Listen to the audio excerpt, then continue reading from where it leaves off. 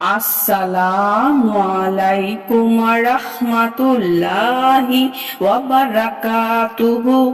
সুপ্রিয় সম্মানিত দর্শক ও শ্রোতা, আশা করি মহান রব্বুল আলামিনের দয়ায় আপনারা সকলেই ভালো আছেন। সুপ্রিয় সম্মানিত দর্শক ও শ্রোতা, আজকে হজরত মুহাম্মদ সাল্লাল্লাহু আলাইহি ওয়াসাল্লামের জীবনী থেকে একটি ঘটনা বর্ণনা করব। ঘটনার শিরোনাম হচ্ছে মদিনা শরীফে জল হয়।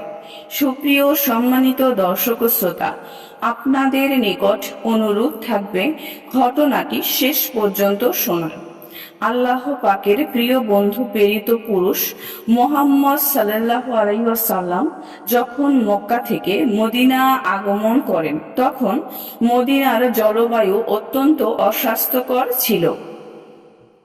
মক্কা হতে যেসব মুহাজিরিনগণ মদিনায় এসেছিলেন, তারা সবাই প্রবল জ্বর রোগে আক্রান্ত হয়েছিলেন।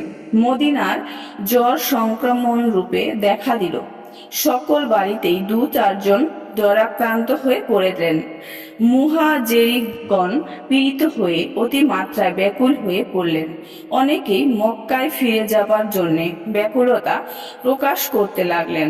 হযরতের প্রিয় সহচর আবু বকর রাদিয়াল্লাহু তাআলা আনহু ও জ্বর রোগ হতে নিষ্কৃতি পেলেন না। হযরত নানা কার্যে সর্বদা ব্যস্ত থেকেও প্রতিদিন হযরত আবু বকরের সংবাদ নিতে এবং সান্ত্বনা দান করতেন। আবু বকর রাদিয়াল্লাহু তাআলা আনহু হযরতের বচনে প্রলুব্ধ হয়ে রোগ সজ্জাতেও পবিত্র কোরআনের আয়াতগুলি পাঠ করতেন।